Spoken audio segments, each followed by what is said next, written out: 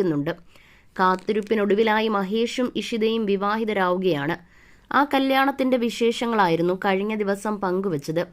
റൈജൻ പങ്കുവച്ച ചിത്രങ്ങൾ നിമിഷനേരം കൊണ്ടാണ് വൈറലായി മാറിയത്.